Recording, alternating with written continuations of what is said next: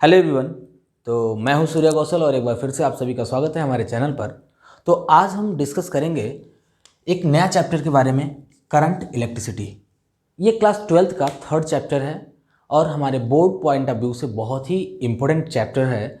और इसमें से बहुत सारे टॉपिक्स ऐसे हैं कि बोर्ड के एग्जाम में डायरेक्टली पूछे जाते हैं, जैसे किरचॉफ्स लॉ या और भी चीज़ें हैं। जो भी टॉपिक्स हैं मैं इस पूरे चैप्टर में कवर करूँगा। तो आज मैं इस चैप्टर को बहुत ही बेसिक से स्टार्ट करने वाला हूँ। जैसे अगर हम करंट इलेक्ट्रिसिटी की बात करें तो करंट इलेक्ट्रिसिटी क्या होती है, हमने आपको प्रीवियस वीडियो में बताया था, जिसमें हमने फर्स्ट चैप्टर को डिस्कस किया था। फिर सेकंड चैप्टर को भी हमने कम्प्लीटली डिस्कस किया था, जिसमें हमने इलेक्ट्रोस्टैटिक्स के बारे में बताया था कि इलेक्ट्रिसिटी को 2 पार्ट में डिवाइड किया गया है। पहला इलेक्ट्रोस्टैटिक्स और दूसरा होता है इलेक्ट्रिक करंट।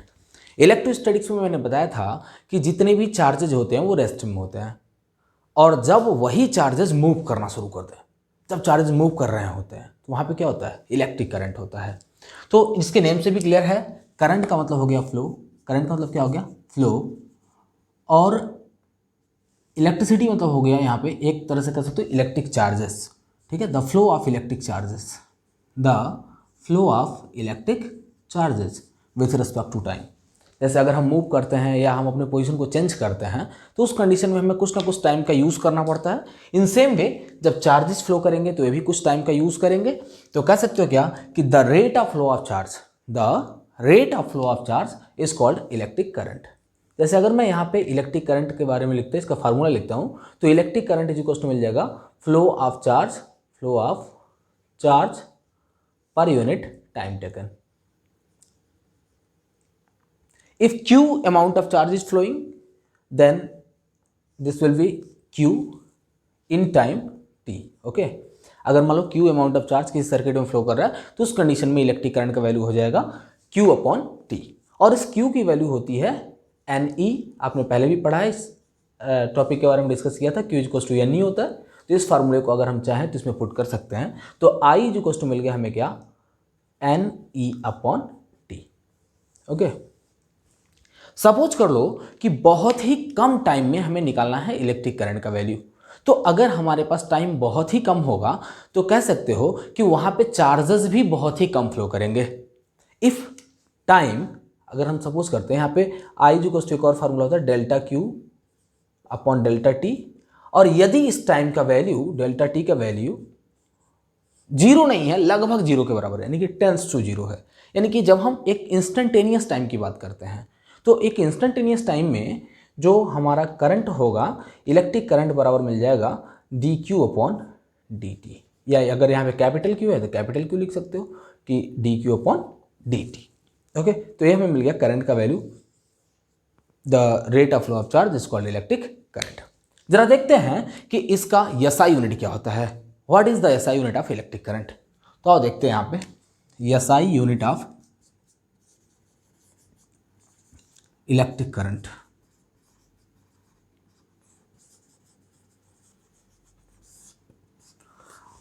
आप सभी जानते हैं कि SI unit of electric current ampere होता है या बोलते हैं कूलम पर सेकंड। देखो कूलम पर सेकंड कैसे होता है ये मैं समझाता हूं आपको। यहां पर electric current is equal to है flow of charge per unit time, and as we know the SI unit of charge is coulomb and the SI unit of time is second. Okay, so the SI unit of current will be coulomb per second। और यदि 1 coulomb charge 1 second time interval में flow करता है, 1 coulomb charge 1 second time में अगर flow करता है तो इसको हम बोल सकते हैं 1 एम्पियर करंट फ्लो कर रहा है। So we can say the SI unit of electric current is ampere और कूलम पर सेकंड। नेक्स्ट मैं बताता हूं आपको कि जो इलेक्ट्रिक करंट होता है, इलेक्ट्रिक करंट एक स्केलर क्वांटिटी होता है। देखो स्केलर क्यों होता है, हम जानते हैं कि इसमें मैग्नीट्यूड भी है और डायरेक्शन भी है। भाई साहब आपने पढ़ा है कि ऐसी क्वांटिटी जिसमें मैग्नीट्यूड एंड डायरेक्शन दोनों होता है उसको हम वेक्टर बोलते हैं। लेकिन यहाँ पर करंट में क्या है, यहाँ पे मैग्नीट्यूड भी है और एक पार्टिकुलर डायरेक्शन भी है, क्योंकि हम जानते हैं कि जो इलेक्ट्रॉन है, इलेक्ट्रॉन हमेशा पॉजिटिव के टुवर्ड्स फ्लो करता है, यानी कि जो भी हमारा पॉजिटिव टर्मिनल होगा इसके तरफ इलेक्ट्रॉन फ्लो करता है। मतलब यहाँ पे हम देख रहे हैं कि इसका डायरेक्शन फिक्स है, ये डायरेक्शन ऑफ इलेक्ट्रॉन होगा। और अगर करंट की डायरेक्शन की बात करो तो इलेक्ट्रॉन के अपोजिट डायरेक्शन में इलेक्ट्रिक करंट फ्लो कर रहा है। तो इस कंडीशन में हम कहेंगे कि इलेक्ट्रिक करंट का डायरेक्शन तो फिक्स्ड है, तो इसमें मैग्नीट्यूड भी है, यानी कि कुछ अमाउंट ऑफ मान लो 2 एम्पियर करंट फ्लो कर रहा है, 5 एम्पियर, 10 एम्पियर, ऐसे कुछ वैल्यू ऑफ करंट फ्लो कर रहा है। तो यहाँ पे एक तो करंट फ्लो कर रहा है, मतलब मैग्नीट्यूड भी है, और दूसरा एक पर्टिकुलर डायरेक्शन भी है, तो इसको वेक्टर क्वांटिटी होना चाहिए। लेकिन नहीं, इलेक्ट्रिक करंट जो होता है वो एक स्केलर क्वांटिटी होता है। तो देखो इलेक्ट्रिक करंट स्केलर क्वांटिटी क्यों होता है ये बताते हैं आपको। क्योंकि जो इलेक्ट्रिक करंट होता है वो वेक्टर लॉ ऑफ एडिशन को फॉलो नहीं करता। आपने पढ़ा है, क्लास 11 में पढ़ा होगा, वेक्टर चैप्टर पढ़ा है, जिसमें बताया जाता है कि जो भी quantities vector law of addition को फॉलो करते हैं उन्हें हम बोलते हैं वेक्टर क्वांटिटी, और जो भी वेक्टर लॉ ऑफ एडिशन को फॉलो नहीं करते उन्हें हम बोलते हैं स्केलर क्वांटिटी। यानी कि जो हमारा इलेक्ट्रिक करंट होता है स्केलर क्वांटिटी होता है, या वैसे प्रेशर जो होता है, प्रेशर वो भी क्या होता है, एक स्केलर क्वांटिटी होता है। तो देखा, it is a scalar quantity, it is a scalar quantity.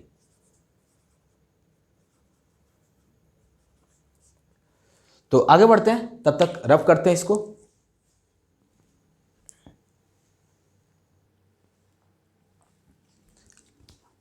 अब देखो यहाँ पे हम एक छोटा सा न्यूमेरिकल सॉल्व करते हैं।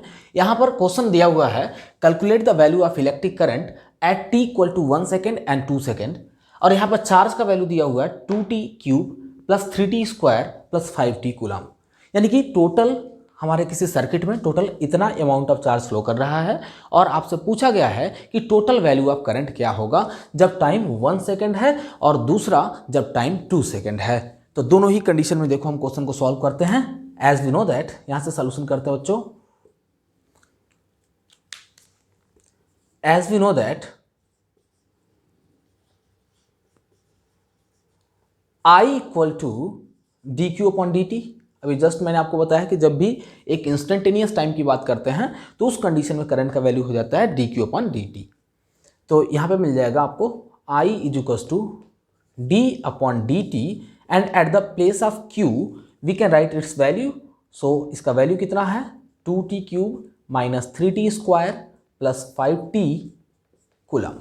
ओके, देखो अब इसको डिफ्रेंशिएट करते हैं, चूंकि टाइम का फंक्शन है तो इसको डिफ्रेंशिएट करना बहुत ही आसान है। तो सिंपल वे में इसको डिफ्रेंशिएट कर लेते हैं। 3 आ जाएगा सामने, तो 3 टू जा 6t square plus, sorry minus है तो यहाँ पे माइनस है तो माइनस लिखते हैं, और फिर इसको डिफ्रेंशिएट करते हैं। तो देखो इसको जब डिफ्रेंशिएट करोगे आप तो मिल जाएगा 2 सामने आएगा, 2 3 जा 6t प्लस, और 5t को जब आप डिफ्रेंशिएट करोगे तो मिल जाएगा 5। इतना करंट का वैल्यू मिला। अब कितने टाइम के लिए पूछा है, तो देखो पहले तो टाइम का वैल्यू 1 सेकेंड है, तो हम यहाँ पे टाइम का वैल्यू 1 सेकेंड लिखेंगे, और इन नेक्स्ट केस टाइम का वैल्यू 2 सेकेंड है तो हम टाइम का वैल्यू 2 सेकेंड रखेंगे। तो at t equal to 1 second, तो देखो i इक्वल टू क्या मिल जाएगा आपको, यहाँ पे देखो क्या है 6, t की जगह पर रखोगे 1 का square minus 6 into 1 eight the place of t, so plus 5, और आप देख रहे हैं 6 1 जा 6 एंड 6 ये हो जाएगा कैंसिल और बचेगा क्या 5। तो यहाँ पे करंट का वैल्यू मिल गया 5 एम्पियर।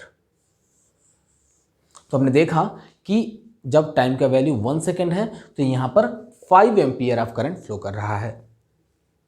ऐसे ही नेक्स्ट स्टेप में देखते हैं, अगर हम टाइम का value at t equal to 2 second पे देखते हैं, तो देखो i इक्वल टू मिल जाएगा क्या 6, और t की जगह पे कितना रखोगे 2 सेकेंड, तो मिल जाएगा 2 to the square minus 6 into 2 plus 5 है तो प्लस 5 हो गया।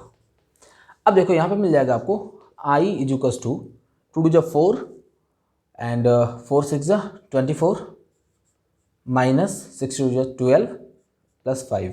ओके, तो यहाँ पे i इज इक्वल टू मिल जाएगा आपको 24 में से 12 गया तो 12 बचा, 12 एंड 5 17, यानी कि 17 एम्पियर करंट फ्लो करेगा when the value of time is 2 second.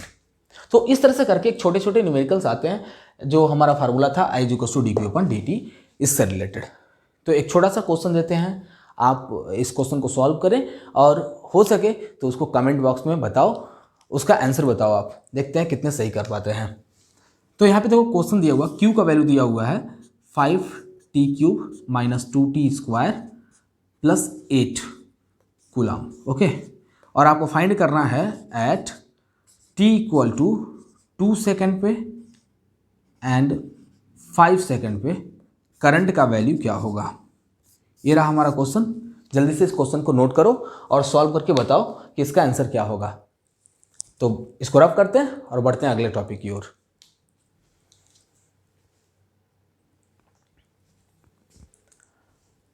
अब नेक्स्ट टॉपिक है हमारा कि करंट कितने टाइप का होता है। तो देखो, करंट जनरली जो हमारा इलेक्ट्रिक करंट होता है ये 2 टाइप का होता है। पहला है इलेक्ट्रॉनिक करंट, और दूसरा होता है conventional current. Okay, conventional current. तो देखो, करंट जो होता है हमारा 2 टाइप का होता है। पहला इलेक्ट्रॉनिक करंट और दूसरा होता है कन्वेंशनल करंट। तो देखते हैं दोनों का डेफिनेशन क्या होता है। इसके डेफिनेशन को बताने से पहले मैं आपको एक छोटा सा टॉपिक समझाना चाहता हूं कि किसी भी कंडक्टर में इलेक्ट्रिक करंट आखिर फ्लो कैसे करता है। तो देखो, let us suppose a conductor having free electrons.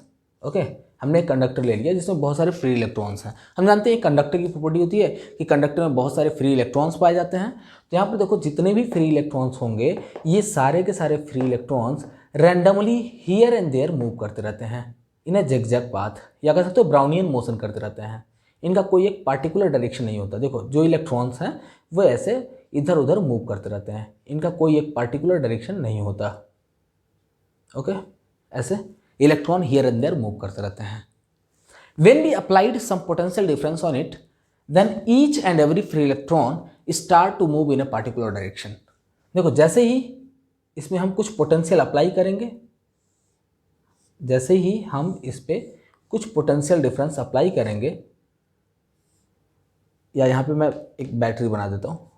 देखो, यहाँ से हमने क्या किया, कुछ पोटेंशियल डिफरेंस ऐसा सप्लाई दिया इसको, और जैसे हम स्विच ऑन करते हैं तो देखेंगे कि सारे के सारे फ्री इलेक्ट्रॉन एक पार्टिकुलर डायरेक्शन में मूव करना शुरू कर देंगे।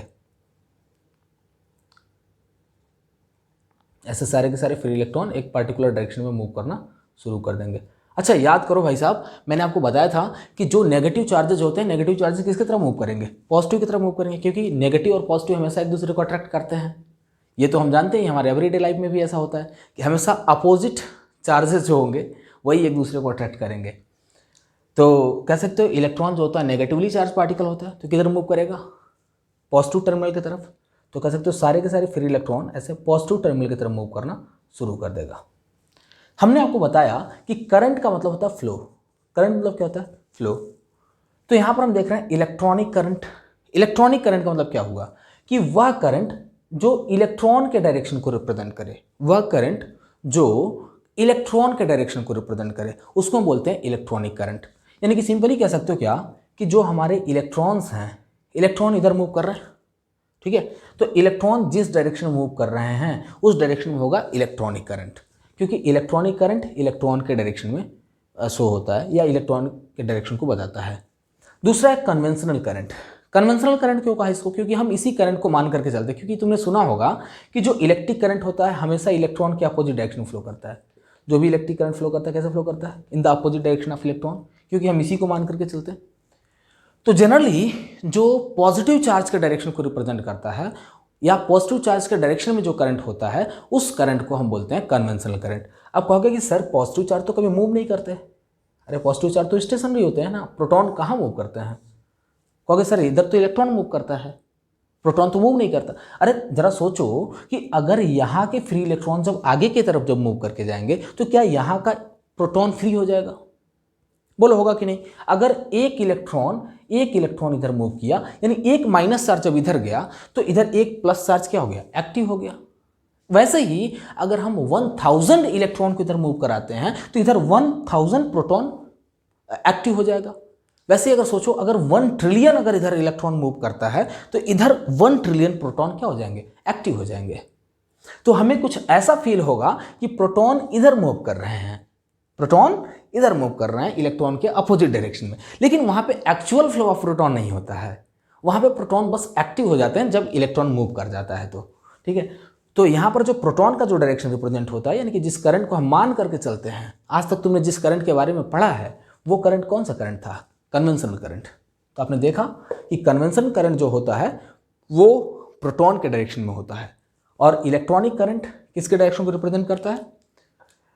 इलेक्ट्रॉन के डायरेक्शन को, फ्लो ऑफ इलेक्ट्रॉन के डायरेक्शन को रिप्रेजेंट करता है।